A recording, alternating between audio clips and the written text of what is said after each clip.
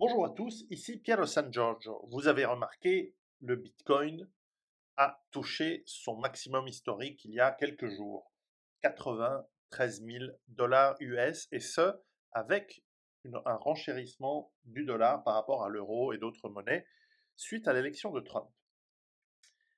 Ça fait la troisième grosse flambée en presque 10 ans de Bitcoin qui est passé. La première fois, c'est monté jusqu'à, je crois, 10 000 dollars, puis c'est redescendu pendant 2 ans, et ça a commencé à remonter, c'est monté très fortement jusqu'à à peu près 60 000, puis c'est redescendu à 15 000, et là, ça remonte à 93 000, donc, et certains donnent, les gens sérieux, disons, les analystes sérieux qui suivent cette crypto-monnaie donnent un objectif à très court terme de 100 000, nous y sommes presque, et au-delà, nous ne savons pas. En tout cas, cette crypto-monnaie a le vent en poupe. Et pour ceux qui me suivent, je crois, en tout cas, évidemment sur Patreon, mais même ici sur YouTube, vous savez que je ne suis pas un conseiller financier, donc je ne voulais pas conseiller, mais je vous ai dit qu'il allait être sage pour préserver sa fortune et préserver son capital, son patrimoine, d'investir aussi, pas seulement, mais aussi dans les crypto-monnaies, et particulièrement parce que c'est la seule que je considère comme étant extrêmement fiable, à part éventuellement des stablecoins, mais enfin, le Bitcoin me paraît la plus stable, et j'avais toujours dit que si quelqu'un avait, par exemple, je ne sais pas, 100 000 dollars en or, eh bien, ça vaudrait la peine d'avoir peut-être 10% en argent aussi, mais aussi 10% en Bitcoin au minimum. Alors évidemment, vous allez me dire, oui, mais enfin bon, t'es gentil, on met 10 000, on met 10 000 balles dans du Bitcoin, ça va monter ça double, admettons, et on a gagné 10 000 balles. 10 000 balles, de nos jours, ça achète 3 paquets de pâtes, un café, 2 boîtes de raviolis, euh, un massage, et puis c'est tout, quoi. Bon, j'exagère un peu, mais c'est vrai qu'avec l'inflation, tout est devenu plus cher, et que, eh bien, évidemment, ceux qui ont les plus de moyens d'investir plus peuvent évidemment gagner beaucoup plus. Alors, de full disclosure, moi j'ai un Bitcoin, et que j'ai acheté, ma moyenne d'achat est à 40 000, parce que j'achète petit peu tous les mois depuis à peu près 5 ans. Et donc, vraiment pour essayer au début, et puis ça s'accumule, et à la fin, ça a monté, donc à peu près aujourd'hui, j'ai un Bitcoin. Donc, vous voyez, c'est bien, je suis très content de la plus-value de ces derniers jours, mais c'est pas le Pérou non plus. Ça met du beurre dans les épinards. Et maintenant, il représente beaucoup plus que 10% de ma valeur en or, parce qu'évidemment, il a pris une plus-value phénoménale. Donc, il doit représenter beaucoup plus. Alors, la question que l'on se pose tous, c'est est-ce que le Bitcoin monte au détriment des autres valeurs de type métaux précieux comme l'or ou l'argent, ou est-ce que il a une vie à soi et une vie en propre?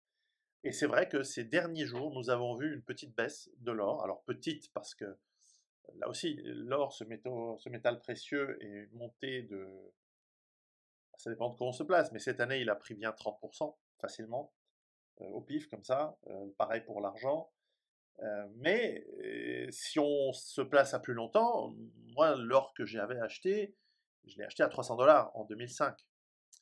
Et ma moyenne d'achat est à 800 dollars en à peu près 2008, qui était le prix de 2008-2009. Donc j'en ai acheté un petit peu depuis, mais au bout d'un moment, ça s'est un peu, j'ai arrêté parce que j'ai plus de sous. Et puis voilà. Donc j'ai pas pu continuer à mettre tous les mois un petit peu de sous dedans. Mais ça a beaucoup monté. Et donc la question qui se pose, c'est euh, l'or va-t-il continuer à monter ou pas? Alors, une grande partie des réponses à ces questions, vous les avez déjà, puisque je vous ai fait il y a quelques mois, allez voir probablement en juin, sur YouTube, en public, en gratuit, une vidéo avec un expert, un spécialiste du domaine qui s'appelle Paul Noël, et j'étais très déçu, mais enfin, c'est peut-être les algorithmes YouTube qui me donnent des faux chiffres, mais j'étais déçu qu'avec 76 000, 75 000 abonnés ici sur YouTube, il n'y a eu que quelques milliers de vues. Donc, soit vous êtes tous des bots, vous êtes tous des robots, et que... Mais moi, ça me va, hein, que vous soyez 4000 abonnés et 4000 vues, je trouverais ça normal. Mais qu'il y ait autant de différences, c'est un truc bizarre. Donc, soit vous n'avez pas les notifications, auquel cas appuyez sur la cloche, soit on vous a désabonné, vérifiez-le, mais en même temps, si c'est le cas, vous ne verrez jamais cette vidéo. Donc, peut-être partagez cette vidéo auprès de vos amis, etc. Donc, je vais répondre en partie à ce questionnement. Alors, premièrement, première question, le Bitcoin va-t-il continuer à augmenter? La réponse est oui. Pourquoi? Il y a des spécialistes comme par exemple, comment il s'appelle, Peter Schiff, que j'avais interviewé plusieurs fois dans le passé. Vous pouvez retrouver cette interview sur mon canal YouTube, évidemment. Eh bien, je l'avais interviewé et lui, aujourd'hui, lui est hostile au Bitcoin. Il dit oui, ça vaut rien, mais en même temps, il voudrait qu'on achète beaucoup d'or. Et il a raison. Mais les deux choses ne sont pas antinomiques. Et beaucoup de spécialistes en or sont contre le Bitcoin, pas par des arguments justes, souvent c'est des arguments fallacieux, par exemple, oui, mais vous avez vu, il y a eu des shitcoins qui ont planté, donc le Bitcoin, ça vaut rien. Le Bitcoin n'est pas un shitcoin, c'est quelque chose de très solide. On pourra expliquer pourquoi, mais normalement, vous le savez si vous regardez cette vidéo. Deuxièmement, il a des intérêts, puisqu'il a une société qui stocke de l'or et qui investit dans l'or pour ses clients. Donc forcément, il y a un petit conflit d'intérêts. C'est dommage, parce que quand vous regardez les masses de Bitcoin dans le monde, ce que ça représente en valorisation, on va faire le test. Je pense que je dois avoir ça ici en ligne. Mais le Bitcoin représente une capitalisation, si on prend le total de tous les Bitcoins qui existent, ça représente moins de 2 milliards de dollars. Et si je fais un petit search, si je fais un petit search sur truc, market cap gold, si je fais ça sur mon téléphone, c'est, alors est-ce que c'est 17 000, non, c'est 17 trilliards, donc c'est 17 190, 17 200 en gros, milliards de dollars. Donc vous voyez, il y a un rapport de 1000. Donc la valeur de l'or est 1000 fois, enfin la masse de la valeur de tout l'or existant et qui est marchandé, en tout cas, de l'or est 1000 fois plus grande que le Bitcoin. Ok? Donc, c'est pas comparable. Je veux dire, aujourd'hui, on dit il y a des gens qui vendent le gold pour acheter du Bitcoin. C'est ridiculement faible comme avantage. Donc, je vais vous expliquer pourquoi le Bitcoin et l'or vont monter. Et bien, la première raison, c'est parce qu'il y a une démocratisation de l'utilisation du Bitcoin. Il y a encore quelques années, il y avait quelques individus, des geeks, des gens qui avaient compris la valeur de ce Bitcoin, ou même simplement des gens qui avaient pris le pari, qui spéculaient, qui s'étaient dit, je vais acheter du Bitcoin, un petit peu d'Ethereum, moi j'ai un tout petit peu d'Ethereum, mais pas beaucoup, et qui se disaient, voilà, on va parier sur cette monnaie qui est transportable, qui est qui est frangible, mais qui est normalement, elle n'est pas anonyme parce que vous l'achetez via des enfin comment on appelle ça, des applications qui vous permettent de l'acheter, c'est-à-dire des formes de market, et puis vous le stockez dans votre portefeuille, dans votre wallet, mais c'est potentiellement intraçable. Si vous disparaissez avec, vous partez avec. Si vous prenez une clé USB, ou même avec voilà, du cold storage dessus, ou si vous partez avec votre code enregistré sur la tête ou tatoué sur votre main, et que vous allez dans un autre pays, vous avez accès à cet argent et vous pouvez continuer les transactions. Donc il y a un côté nomade digital très intéressant dans cette monnaie. Mais surtout, une monnaie, elle est surtout valable, malheureusement, quand cette entité maléfique qu'est l'État l'accepte pour payer les impôts. Et généralement, c'est la monnaie nationale, mais enfin, si vous arrivez au fisc et vous arrivez avec des dollars, il va l'accepter, parce qu'il va la convertir. Ça se fait par paiement bancaire, hein, vous n'arrivez pas avec des valises en général. Donc c'est équivalent, les grandes monnaies sont acceptées partout. Évidemment, vous arrivez avec des, je sais pas, des zlotys birmans, je ne sais pas si ça existe, des zlotys birmans, j'invente. Si vous arrivez avec des roupies birmanes, là ça va être compliqué, mais les grandes monnaies sont acceptées facilement dans le système bancaire, etc. Donc, le Bitcoin jusqu'à présent n'était pas considéré comme étant une monnaie avec qui on paye les impôts. Et puis il y a eu des nouveaux pays, le Honduras, je crois, et d'autres, je ne sais plus, c'est l'Équateur, etc., qui ont commencé cette tendance en disant, ah non, mais nous on accepte le Bitcoin, et ils en font des pays Bitcoin friendly où les gens qui ont envie de dépenser leur Bitcoin, parce qu'ils en ont beaucoup, peuvent aller, etc. Et puis ça devient une forme de paiement parfois plus utile que certaines monnaies de singe qu'il peut y avoir dans certains pays qui sont décrédibilités. Alors ça, c'est une première raison. Ça se propage, il y a de plus en plus de gens qui l'utilisent. Depuis que la dernière flambée à 93 000 est arrivée, ça a fait les titres dans tous les journaux et dans tous les médias du monde. Aujourd'hui, ce n'est plus un truc dont on ne parle jamais. Tout le monde est au courant de ce que c'est qu'un Bitcoin. Je ne suis pas sûr qu'on comprenne, mais ils savent que ça existe. Et donc, on va rentrer dans un cycle de démocratisation sur lequel il faut faire attention. J'en parlerai dans la deuxième partie de la vidéo. Là où il faut faire gaffe avec les bitcoins, comment ne pas se faire arnaquer et quels sont les signes de la fin du cycle et de la prochaine chute, parce que ça va monter et puis ça va redescendre, pour ensuite remonter plus tard. Donc, si vous avez les reins solides, tranquille. Mais moi, j'ai vécu pas mal de bulles spéculatives dans ma vie. Je commence à avoir des poils blancs sur la barbe, comme vous l'avez constaté, et sur le torse. Et donc, j'ai vu le crash de 1987, j'ai vu le crash de 90, j'ai vu la bulle spéculative des pays asiatiques dans les années 90, j'ai vu la bulle spéculative des dot-com, je me suis gavé et j'ai beaucoup perdu dedans. On a vu la bulle immobilière des années 2000, on a vu plein de ces bulles spéculatives. Là, on en est quand même dans une immense bulle boursière aux États-Unis et en Occident, mais on verra pourquoi le Bitcoin n'est pas une bulle. Néanmoins, elle a des montées et des sacrées baisses. Et, euh, et donc, je vous dirais comment déterminer à quand ça va baisser.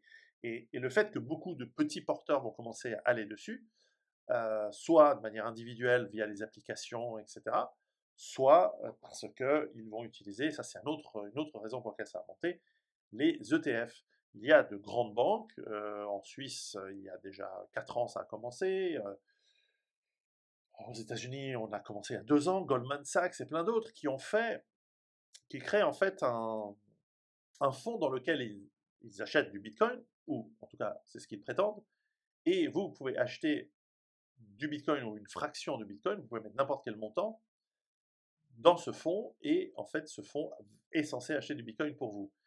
Alors, est-ce qu'ils le font entièrement ou pas? Difficile à dire, mais ils l'achètent, en tout cas. Et donc, quand il y a des milliards qui commencent à s'ajouter, des millions, des centaines de millions qui commencent à s'ajouter dans ces fonds, bah forcément, ça fait monter le Bitcoin. Vous allez voir dans la deuxième partie de la vidéo que c'est aussi un risque. Et, euh, et puis donc, ces fonds, ils vont continuer à acheter, puisque de plus en plus de gens vont dire, bon, écoutez, cher monsieur le banquier, j'ai une épargne de 100 000 balles, j'ai une épargne de 1 million, peu importe, j'aimerais mettre, euh, j'aimerais mettre 5% de cette épargne dans le Bitcoin. Donc 5% de 100 000 balles, 5% de 1 million, multiplié par des dizaines et des dizaines de millions de gens, eh bien, ça fait des centaines de millions qui vont s'ajouter petit à petit dans ces ETF qui vont acheter du Bitcoin. Et donc, comme la capitalisation boursière n'est que de 1,7 milliard, eh bien, je vérifie que j'ai pas dit une connerie, que j'ai bien lu la chose. Bitcoin, c'est non, c'est 1 trilliard, donc c'est 1 765 000. Putain, j'ai loupé 3 zéros, donc c'est 1 trilliard 765. Néanmoins, ça fait du montant. Je vais quand même vérifier ce que je vous ai dit sur l'or, parce que peut-être que je me suis trompé aussi d'un facteur 1000, et c'est bien possible, et on va voir un petit peu si je ne me suis pas trompé, et effectivement, je me suis trompé d'un facteur 1000, donc c'est bien 1700. Je vais refaire le truc. Gold market value total. Market cap of gold. Ouais, non, c'est 17 trilliards, donc ça reste un facteur 1000. Non, un facteur 20, puisque c'est 1,7 pour le Bitcoin et 17 trilliards pour l'or. Bien culpa, il faut toujours vérifier, vous voyez. Même moi, je ne me fais pas confiance. Donc, les ETF vont faire monter le Bitcoin, parce qu'il y a de plus en plus de gens qui investissent dedans. Il y a un troisième facteur, et ça c'est la nouveauté avec l'élection de Trump, c'est qu'il prétend qu'il va créer euh, une sorte de monnaie basée sur un panier de crypto-monnaies. Alors, lesquelles, on ne sait pas. Forcément, ce sera le Bitcoin en priorité. Mais il veut faire une nouvelle monnaie. Alors, qu'est-ce que ça veut dire, faire une nouvelle monnaie? C'est-à-dire qu'il va sortir un nouveau truc. Alors, il va l'appeler le brousouf, il va l'appeler le shekel américain. Je ne sais pas comment il va l'appeler. Mais cette nouvelle monnaie, elle va s'adosser non pas au dollar, non pas à l'or, mais à des cryptos. Et donc, il va permettre de démocratiser encore plus le crypto. Parce que s'il dit que, par exemple, un brousouf électronique vaut un millième de Bitcoin, par exemple, eh bien, vous savez que quand vous avez envie d'acheter, alors aujourd'hui, le Bitcoin est à 90 000, si vous voulez acheter un brousouf, puisqu'il est un millième, il va valoir 90 dollars. Alors, on le dénomine en dollars, mais ça pourrait être en euros, ça peut être en n'importe quoi. Et bientôt, les gens vont dire, bah, un brousouf, c'est un millième de Bitcoin. Et c'est tout. Et les gens vont te dire, tu payes combien de loyer par mois? Je paye un brousouf. Ok. Et c'est une manière subtile, si ça marche et si ça prend de l'envergure, de subtilement remplacer le dollar. Et il pourrait le faire de la manière suivante. Puisqu'il y a la planche à billets, il pourrait simplement imprimer des trilliards, des trilliards et des trilliards de dollars, c'est-à-dire comme ils le font aujourd'hui, sauf qu'au lieu de les injecter dans l'économie, une grande partie de ces trilliards serait fait pour acheter du Bitcoin qui monterait et créer une réserve de Bitcoin pour cette nouvelle monnaie, le Brozouf. Et puis, peut-être un jour, une fois que cette accumulation est suffisamment grande et qu'on voit l'augmentation de. Et peut-être que le Brozouf, c'est un millionième de Bitcoin. Et peut-être que une fois que le Bitcoin bah, est suffisamment accumulé pour que cette monnaie, ce nouveau Brozouf, puisse être adossé au Bitcoin, et bien à ce moment-là, ils peuvent émettre, ils peuvent annuler le dollar, ils peuvent dire voilà, le dollar disparaît, c'est fini. De toute façon, on était endetté, et ça, c'est fini, il n'existe plus, il vaut zéro. Mais en revanche, on redémarre l'économie, comme a été fait en Allemagne en 1947 avec l'année zéro. On distribue, je sais pas, 100 brozouf à chaque citoyen américain. On distribue 100 brozouf à chaque entreprise pour chaque employé qu'il a. Et on va distribuer un brozouf pour chaque 1000 dollars que vous aviez en compte en banque et qui ont disparu, de manière à ce que vous ne soyez pas lésé. Alors évidemment, ça voudrait dire que, vu la masse de l'économie américaine, je n'ai pas fait le calcul, mais ça voudrait dire qu'il faudrait que le Bitcoin soit à des valeurs 100 fois, 1000 fois plus élevées qu'aujourd'hui. Donc vous voyez le potentiel.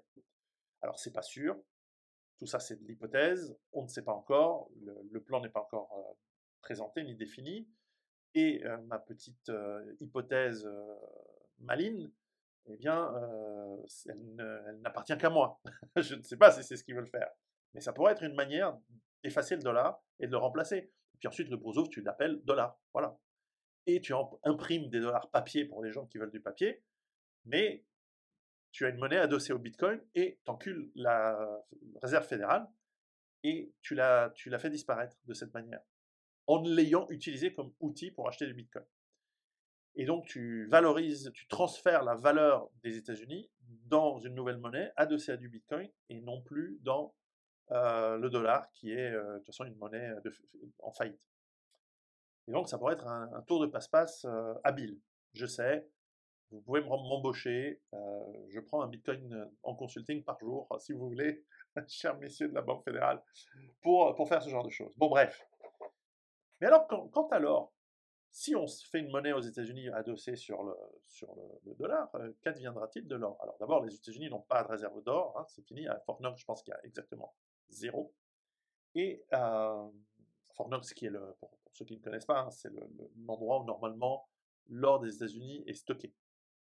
Traditionnellement, dans la mythologie, je ne sais plus si c'est vrai, je ne sais pas s'ils n'en avaient pas d'autres, mais en tout cas, c'est plus le cas. Alors, qu'est-ce qui pourrait se passer sur l'or? Eh bien, on pourrait imaginer que les gens vont vendre de l'or pour acheter du Bitcoin. Mais non, puisque le dollar baisse. Le dollar va continuer à baisser. parce qu'il y aura de toute façon une planche à billets, même sans celle que j'ai décrite pour créer cette nouvelle monnaie, le Brozov dollar, bien non, il y a toujours de la planche à billets qui tourne.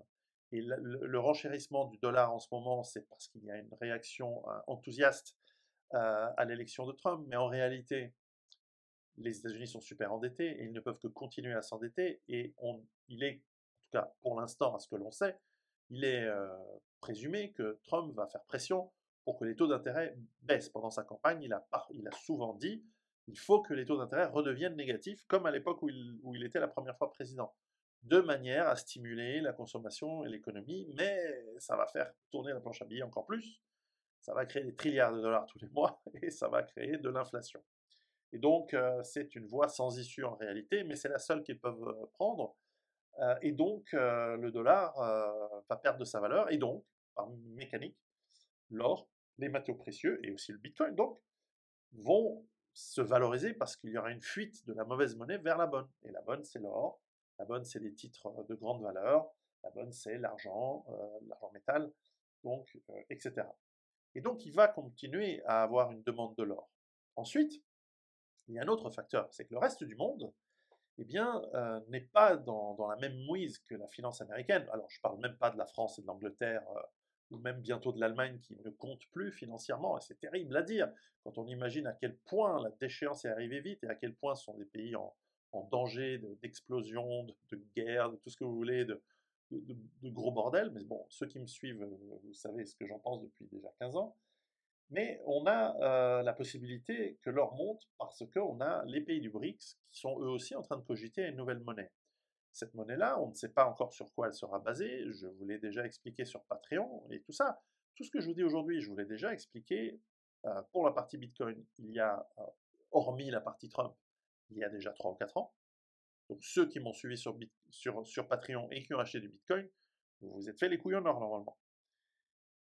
Ensuite, toute cette partie en or, je vous l'ai aussi expliqué sur Patreon depuis des années, et particulièrement cette année-ci, en février, je vous ai fait un pronostic financier de 2024, et qui est parfaitement, exactement ce qui est en train de se passer. Et donc, dans ce qui peut faire monter l'or ces prochains mois, ces prochaines années, c'est que ces BRICS sont en train de créer une monnaie adossée, elle, à un panier qui va inclure probablement les monnaies des membres des BRICS, de manière à stabiliser les relations commerciales entre eux, ce qui est en fait le but d'une monnaie commune. C'est comme en Europe, avant l'euro, qui est une connerie, ils avaient fait un truc intéressant, je crois que ça s'appelait l'écu, qui était une monnaie électronique qui permettait de faire des échanges entre France, Allemagne, Italie, malgré les différences de monnaie. C'est-à-dire que tu achetais des écus au niveau de la finance, hein, c'était pas toi et moi. Tu achetais des écus pour, je sais pas, pour acheter en Italie la saison, des tomates ou des olives. C'est pas le truc que produit l'Italie en majorité, c'est souvent des trucs industriels. Mais je prends l'exemple pour l'Allemagne, ou du vin. Tu achètes ça par hectolitre. Toi, tu es un grand, je sais pas, tu es Aldi ou un groupe métro de supermarché allemand. Tu veux faire un deal, tu veux payer en Italie, tu sais que tu payes maintenant la récolte de l'année prochaine, tu envoies de l'argent maintenant, mais tu veux être protégé contre les fluctuations des cours de change. Alors avant, tu devais te protéger par des instruments financiers, maintenant tu t'en fous, tu achètes de l'écu dans laquelle il y a de la lire. Donc si les Italiens s'amusent à dévaluer la lire, eh ben, tu es quand même protégé. Puis en plus, c'est pondéré parce qu'il y a du franc français et d'autres monnaies dedans. Bon, ben, ça c'était vachement bien, mais ils ont niqué le truc en faisant l'euro. Voilà, c'était une immense catastrophe. Les pays du BRICS ne vont pas faire cette erreur, ne vont pas faire de monnaie commune, ils vont faire simplement une monnaie de transaction adossée sur un panier. Dans ce panier, il y aura des monnaies des pays membres, peut-être pas tous, parce qu'évidemment, peut-être que la monnaie de l'Ouganda, elle n'y sera pas. Mais il y aura la Chine, la Russie, le Brésil, etc., etc. Il y aura aussi des matières précieuses. Et on le sait depuis plus d'une quinzaine d'années, la Chine, et puis même la Russie aujourd'hui, achètent, et l'Inde, achète massivement des métaux précieux, beaucoup d'or, de l'argent aussi, sur les marchés. Les fonderies suisses n'arrivent pas à suivre pour envoyer des lingots à la Chine, et avec certification de validité, etc. Donc on est loin de l'époque où on avait des lingots tungstène qui se baladaient. Enfin, faites quand même gaffe, mais normalement aujourd'hui la Chine a du lingot solide, sonnant et trébuchant, comme on disait à l'époque. il y a très longtemps. Et donc, avoir des masses d'or dans la réserve de la Banque centrale russe, de la Banque centrale chinoise, de la Banque centrale brésilienne, indienne, nigériane, peu importe, saoudienne et autres pays, c'est une garantie de stabilité aussi. Et donc, il faut acheter cet or, et donc il y a demande, et donc les prix montent. Alors, il peut y avoir des fluctuations, il peut y avoir des baisses de 5, 10%, puis ensuite ça repart. Mais c'est pour ça que l'or va continuer à monter, parce qu'il y a une fuite, encore une fois, des mauvaises monnaies de type or, de type euro, de type moins livre sterling, mais en tout cas dollar, vers, voilà, on va se protéger. Alors, vous et moi, on peut acheter de la couronne norvégienne, on peut acheter du dollar australien, mais vous en allez en faire quoi? Alors que l'or, l'argent, solide, massif, que vous stockez dans un endroit sûr, ça c'est toujours près de vous, c'est toujours là. Et puis le Bitcoin, avec votre clé USB, avec vos codes que vous avez tatoués sur votre peau, eh bien vous pouvez toujours partir à un autre endroit du monde et là, redémarrer ou bouger ou voilà, fuir les mains rapaces et avides de l'État malfaisant et de son fisc. Bref, c'est facile de s'extraire de la prison si vous avez tout dans votre tête. Et donc, ça, c'est à mon avis les gros arguments qui font que les deux monnaies vont continuer à monter. Et vous savez, il n'y a pas que ça. On parlera dans la deuxième partie de la vidéo d'autres manières un petit peu de se sauver de l'inflation, mais l'or, l'argent, le bitcoin sont les manières les plus principales aujourd'hui. Je vous dirai un petit peu ce que je pense du panachage, hein, je vous ai déjà dit 10%, 10%.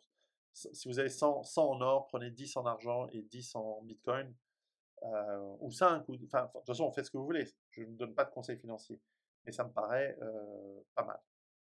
Bref, enfin, moi je connais des gens qui ont mis tout en bitcoin, hein, et qui ont mis tout en or, d'autres. Donc chacun fait ce qu'il veut. En tout cas, voilà, je voulais vous faire un petit point. Encore une fois, si vous aviez été pas sur Bitcoin, si vous aviez eu des Bitcoins parce que vous m'avez écouté il y a 4 ans et que vous avez tenu les montagnes russes qui ont eu lieu depuis, et vous êtes gagnant aujourd'hui. Pareil, si vous m'avez écouté sur l'or il y a 4 ans, il y a 2 ans, il y a 1 an, il y a 5 ans, il y a 10 ans, il y a 12 ans, vous serez hyper gagnant aujourd'hui. Donc, vous faites ce que vous voulez. Nous sommes quelques milliers sur Patreon, c'est une belle communauté.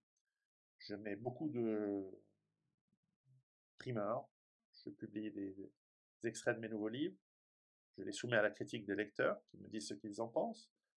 Nous avons du contenu totalement exclusif qui ne verra jamais le jour sur Patreon, sur YouTube, qui ne sortira jamais de Patreon. Vous avez aussi la primeur de certaines vidéos sortent bien avant qu'elles ne sortent sur YouTube.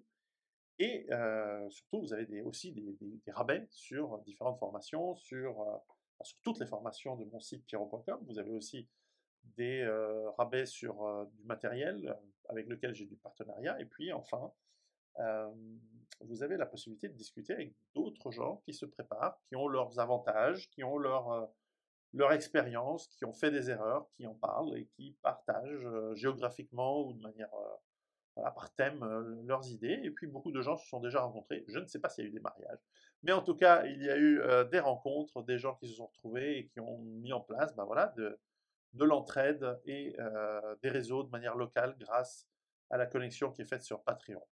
Donc, rejoignez-moi sur Patreon, je mets le lien évidemment sous la vidéo, et je mettrai le lien aussi à la deuxième vidéo qu'on va faire sur ce sujet.